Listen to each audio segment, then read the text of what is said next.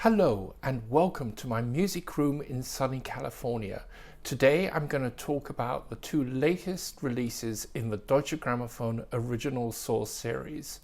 Remember, these are all releases mastered and cut directly from the 4 and 8 track master tapes, which incorporate 2 channels of surround sound. They are mastered by Rainer Meyerd and cut by Sidney C. Meyer at Emil Berliner Studios. And we've had so many treats in this series, most recently the Schoenberg Webern set by Herbert von Karajan, which I gave a rave review to in trackingangle.com. Do look up that article, I'll put a link below. So I was thinking, really, in the last batch of releases over the last year or so, Rainer Meyerd and Sidney C. Meyer have really fine-tuned their whole mastering setup. I know that Rainer has put in, over the years since the series began, a number of technical features to really be able to fine-tune, in particular, the balance between the surround sound channels and the main channels. And everything that they're doing means that these records are sounding better and better. And I'm starting to sound like a broken record because I'm just giving rave reviews to all of these. And today is no exception. A couple of weeks ago, I set aside an evening to listen to these next 2 records. And I'm sorry it's taken so long for me to get this video done. I've just had so much going on. But anyway, I put on this first record, which is this one. And what is special about this is the first release from Deutsche Grammophon's special early music imprint, Archiv Production. Now, Archiv Production began in the 50s, and it was dedicated to all things early music. Broadly speaking, at that time, that was considered music prior to the classical period, prior to Mozart, Haydn, Beethoven, all of that. And these recordings, even going back to those first releases, they may not have been played on period instruments because that whole movement hadn't really gotten going yet, but they were performed by artists who were also musicologists, who were really paying attention to going back to original sources and trying to recreate a more authentic approach to, for example, in Baroque music, ornamentation, the size of the orchestra, etc.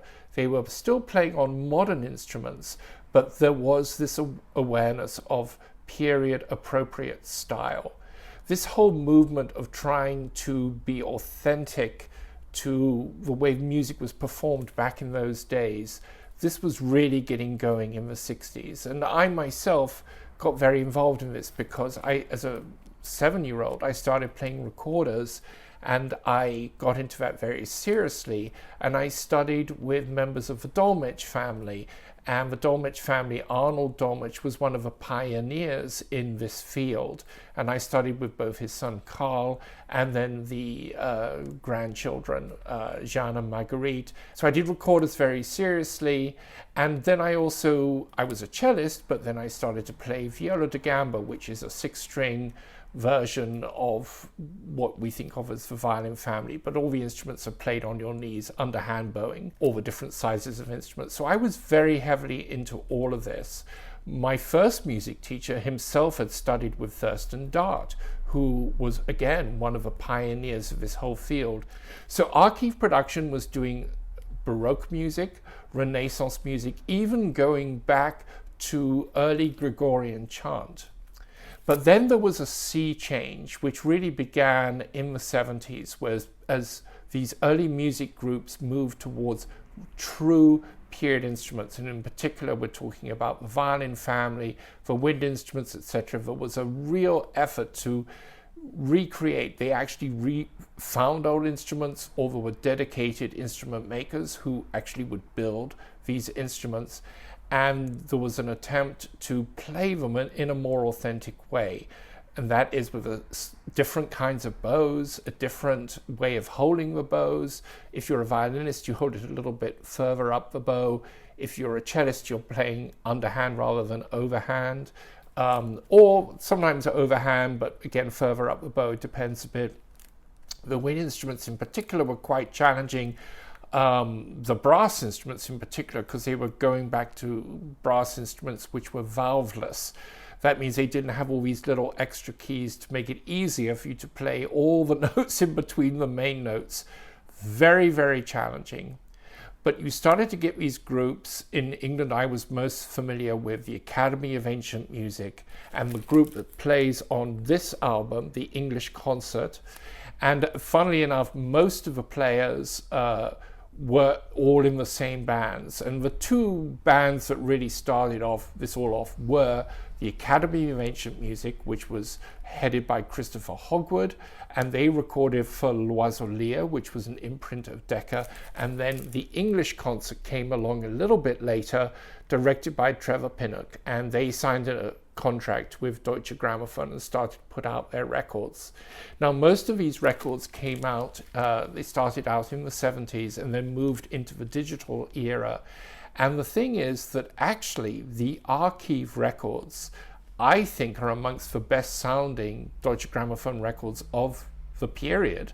And certainly as you get into the digital era, their records, I think, sound much better than the equivalent digital recordings on the main label of the time. Now, what we have here are two of the Bach orchestral suites.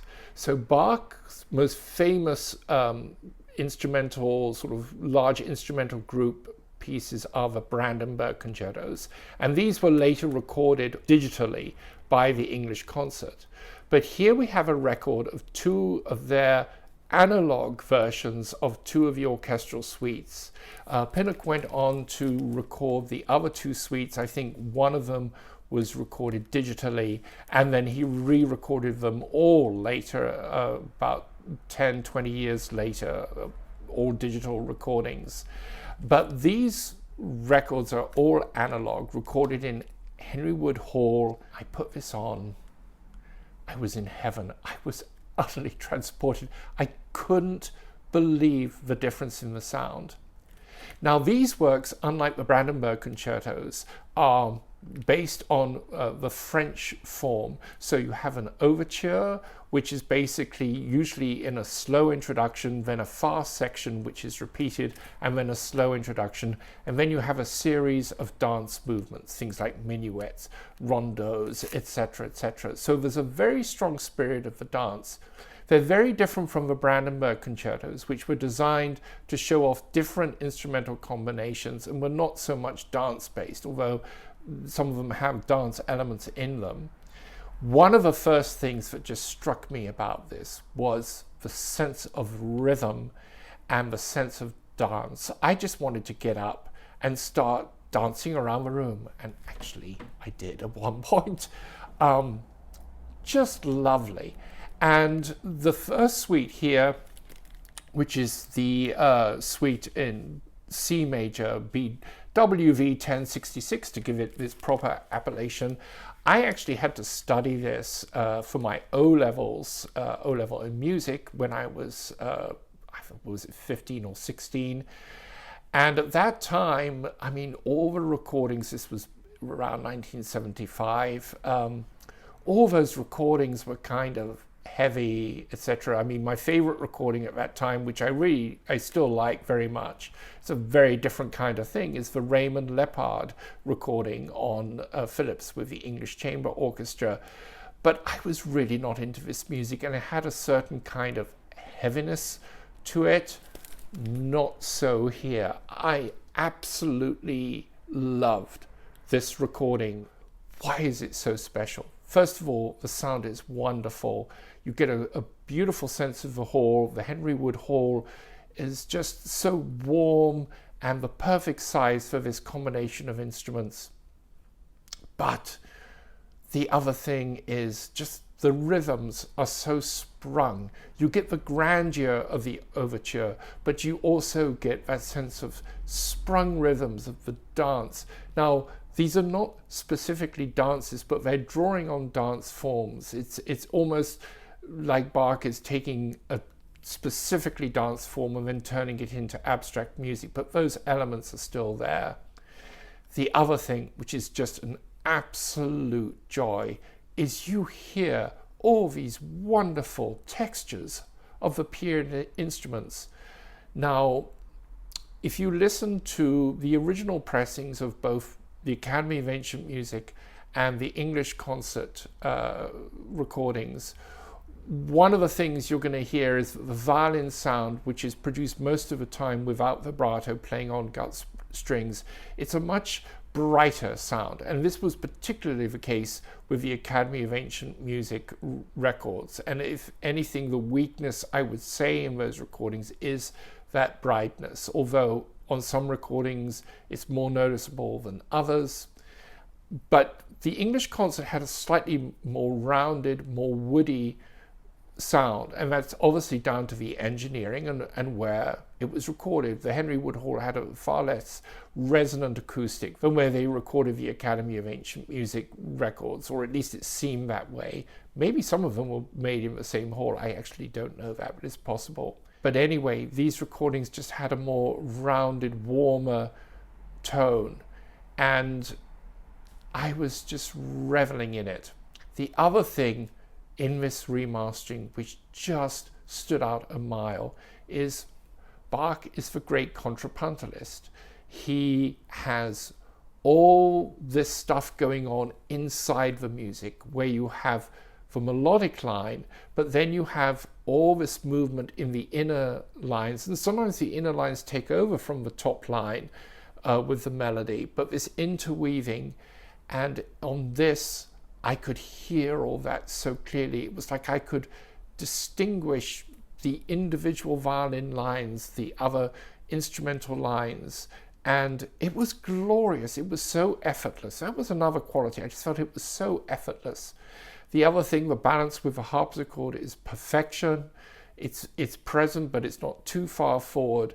In more recent recordings, sometimes the harpsichord's a little bit too far forward. The continuo, that's the bass line being taken by a solo cello or whatever, is too prominent. I just love how this is done. So that was side one, and I thought, well, it doesn't get any better than that. Little did I know, I turned over side two, and this is the suite in D major.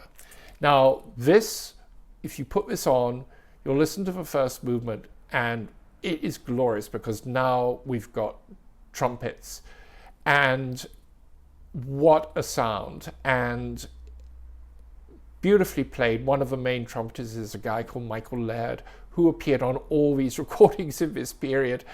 And it's actually kind of thrilling because in some places you hear him, you hear the bassoons, etc., these lower wind instruments, and you can sometimes hear like they almost crack a note. And there's actually a bit of a thrill in that, but these wonderful woody textures of these wind instruments going. Now, the balance on the second side is a little different. It's a little bit more close up to the orchestra, and it just hits you. It's such a thrill, and what can I say? I was just going, wow, wow, wow. And then we go to the second movement, and even those of you who think you don't know this music will suddenly go, ah, this is the famous air on a G string, as it's sometimes called. Most unfortunately, it is this beautiful, beautiful melody. Now, many of us are used to hearing that played in the famous transcriptions by people like Stokowski, where it's made into a big piece for a huge orchestra, and they tend to take it very slowly.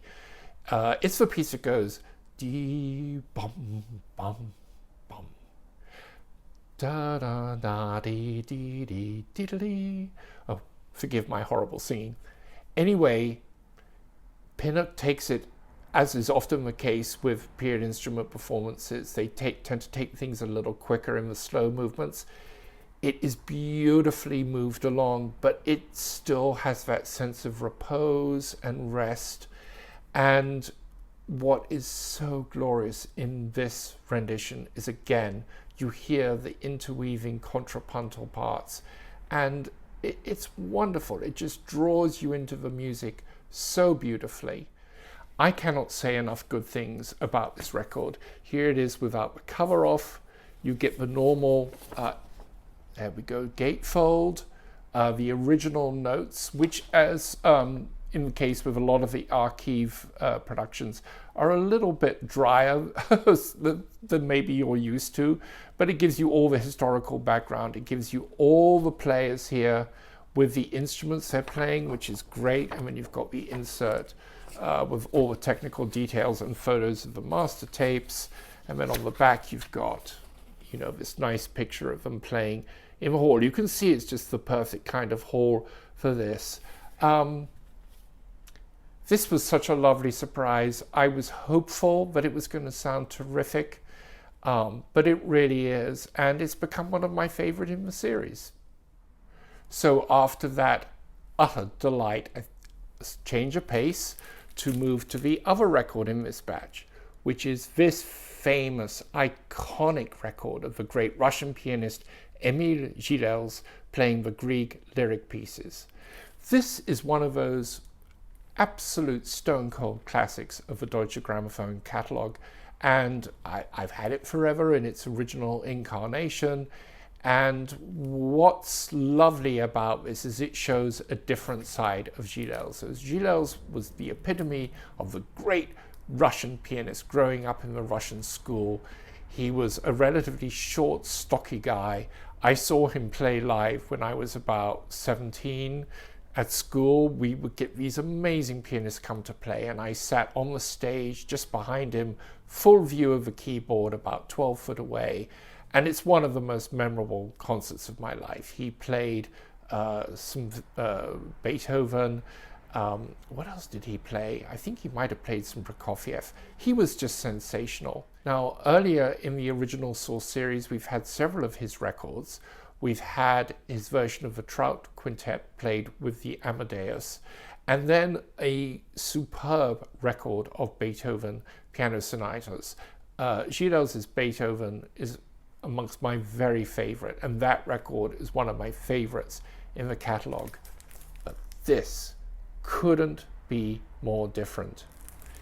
Grieg was in many ways a miniaturist. He's most famous for the incidental music he wrote for the Peer Gynt, which most people know in the suite form, but was actually more extensive music, which also has singers, etc., soloists in it. But he wrote these lyric pieces, short piano miniatures, throughout many years of his career. And this selection goes in chronological order, so you really get a sense of the progression. Gilels channels a completely different side to his personality. All his virtuosity, all his mastery of the keyboard, of pedaling, of part writing, is channeled into presenting these often very interior, subdued miniatures in this way that is so compelling. It's very interesting to compare the piano sound here and its presentation to the earlier Maurizio Pollini records of the Preludes and of the Polonaise, which I've also reviewed both on my channel and on Tracking Angle. It could not be more different. And if you put on the record thinking, oh, I'm going to hear that big sound, hold your horses. You might think, oh, well, the bass is a little rolled off, it's a little subdued, but just wait, because what happens is it pulls you in. You lean forward to listening to the music, and then when the bass comes in, it sounds so natural. You'll just get these deeper bass notes. Like I said, it's not tour de force, in-your-face virtuosity like both of those Pollini records. And that's right, because that's what that music is designed to do. It's a much more contained sound, but within that sound, there is such an energy. And in this remastering, oh my God, they have caught the tone of this piano beautifully. And like I say, when the bass really does come in, it just has this really natural sounding foundation. Now, this isn't to say that there aren't some numbers which are more showy. There are a few of those, and when he gets going with those, it's just that Russian bear comes right out, and it's absolutely thrilling. But most of the time, like I say, it's a more interior, subdued mode of expression. And one of the real delights of listening to this sequence is you hear how Grieg's harmonic language is changing. This is a period of time, let's see, he died in 1907. This is a period of time in the second half of the 19th century when composers were really starting to push the traditional tonality into more chromaticism, and ultimately we end up in the more or less with ultimate chromaticism and the collapse of traditional tonality and moving into serialism, atonality of Schoenberg, etc., and the revolutions of Stravinsky and Bartók and all those people, where tonality is basically up for grabs. But what's lovely here is you're hearing this exploration of tonality in this very subtle kind of way.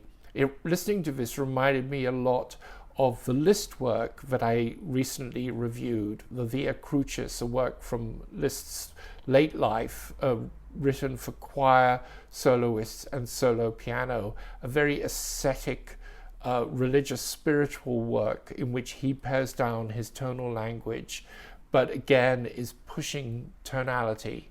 And I was reminded of that a lot as I listened to this record. And I found this a most spiritually cleansing experience and quite riveting, and I cannot recommend it highly enough. Here you can see it without the cover on, and here is the gatefold of a very nice photo of Gilels, and there's the usual insert inside. I will say that on these two records there was a mix-up at the factory, and they printed the inserts on much thinner paper than they usually do. It's usually a light cardboard paper, but there was a mix-up, and everything will be right for the next two releases. But anyway, you have here two very contrasted records. Here we go. That will probably go in the thumbnail. And they couldn't be more different. And it's really wonderful when we get these records with the original source going into slightly different territory. I mean, I'm thrilled about the Bach, and I hope they will do some more Archiv productions. It's great to get this classic version of the lyric pieces. An interesting consequence of the success of the original source series is Deutsche Grammophon is about to release its first all-analogue record, the first time it's recorded, mixed, mastered, cut, all analog since the 70s. And it's going to be a record by Michael Pletnev of Chopin Preludes and Scriabin Preludes, recorded by Rainer Maillard in the Emil Berliner studios. I cannot wait to hear that. It's going to be very interesting to compare the piano sound on that with the Gilels, with the Polini from the original source. I've actually seen some video of him recording it in the studio, and I think it's going to be absolutely marvelous. Pletnev is a favorite pianist of mine. But anyway, with these two records, you've got two absolute hits in the original source series. If I was writing my review, I would give them both 10/10s. I mean, I'm almost tempted to give them 11s, but I reserve that just for the ultimate. But if you want to listen to something just a little bit different, in particular the Bach is sensational. I mean, how wonderful to hear all those instruments in all their sonic glory, and it's really something else I like. And again, I rather like the slight sense of danger where you feel they might come off the rails, especially in the wind and brass departments, but they hang on for dear life. These are two wonderful releases. I cannot recommend them highly enough. There are two more coming down the pike, which look like they're going to be great. It's the Argerich and Rostropovich record, and then Giolini doing the Pictures at an Exhibition. Two classic records again. Oh my God, Deutsche Grammophon is knocking this out of the park, and I will be reviewing those on my channel as well, and Michael Johnson will be reviewing them in Tracking Angle. So many thanks for watching, happy listening, and until next time, good night.